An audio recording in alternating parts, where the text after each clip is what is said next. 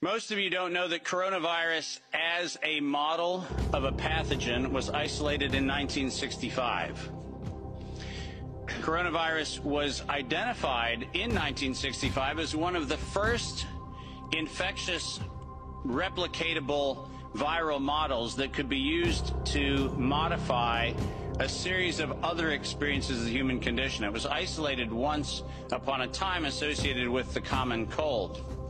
But what's particularly interesting about its isolation in 1965 was that it was immediately identified as a pathogen that could be used and modified for a whole host of reasons. And you heard me correctly, that was 1965. And by the way, these slides are public domain. You're welcome to look at every single reference. Every comment that I made is based on published material, so do make sure that you look at those references. But in 1966, the very first CoV coronavirus model was used as a transatlantic biological experiment in human manipulation. And you heard the date, 1966. I hope you're getting the point of what I'm saying. This is not an overnight thing. This is actually something that's been long in the making. A year before I was born, we had the first transatlantic coronavirus data sharing experiment between the United States and the United Kingdom. And in 1967, the year I was born, we did the first human trials on inoculating people with modified coronavirus. Isn't that amazing? 56 years ago, the overnight success of a pathogen that's been 56 years in engineering. And I want that to chill with all of you. Where were we when we actually allowed, in violation of biological and chemical weapons treaties, where were we as a human civilization when we thought it was an acceptable thing to do to take a pathogen for the United States and infect the world with it? Where was that conversation? And what should have been that conversation in 1967? That conversation wasn't had. Ironically, the common cold was turned into a chimera in the 1970s. And in 1975, 1976, and 1977, we started figuring out how to modify coronavirus by putting it into different animals, pigs and dogs. And not surprisingly, by the time we got to 1990, we found out that coronavirus as an infectious agent was an industrial problem for two primary industries, the industries of dogs and pigs. Dog breeders and pigs found that coronavirus created gastrointestinal problems, and that became the basis for Pfizer's first spike protein vaccine patent, filed, are you ready for this, in 1990. Did you hear what I just said? 1990. Operation Warp Speed? I'm sorry. Where's the warp and the speed? Pfizer, 1990, the very first spike protein vaccine for coronavirus. Isn't that fascinating? Isn't it fascinating that we were told that, well, the spike protein is a new thing. We just found out that that's the problem. No. As a matter of fact, we didn't just find out it was not just now the problem. We found that out in 1990 and filed the first patents on vaccines in 1990 for the spike protein of coronavirus.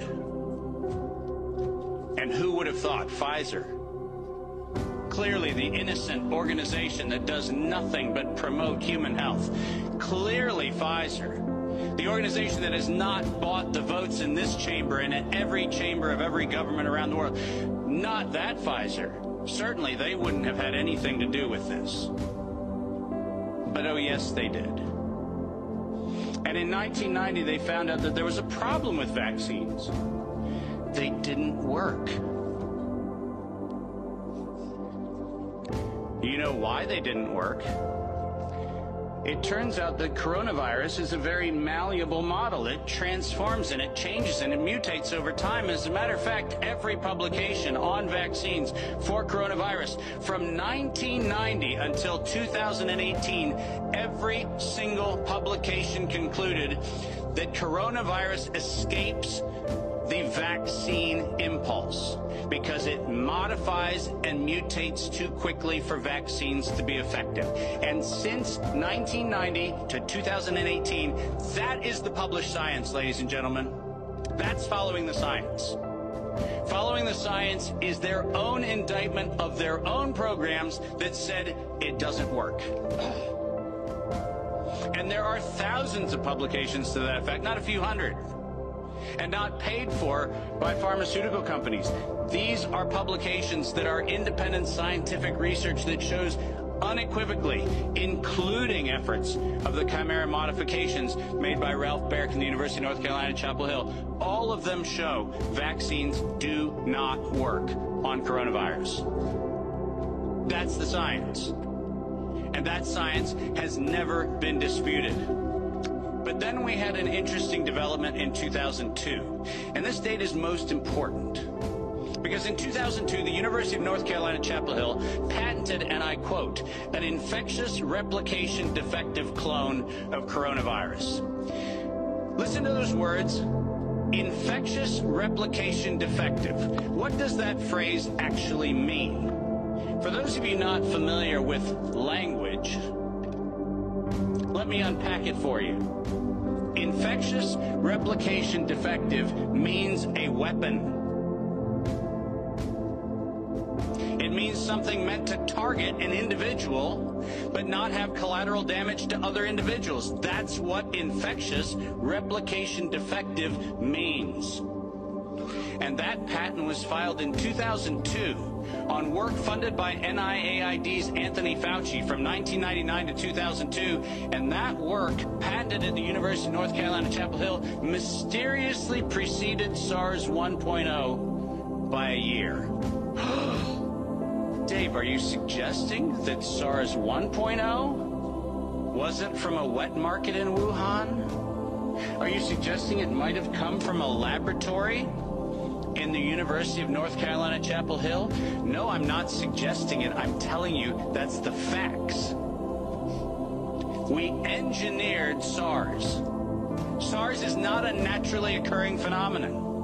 The naturally occurring phenomenon is called the common cold. It's called influenza-like illness. It's called gastroenteritis. That's the naturally occurring coronavirus. SARS is the research developed by humans weaponizing a life system model to actually attack human beings. And they patented it in 2002.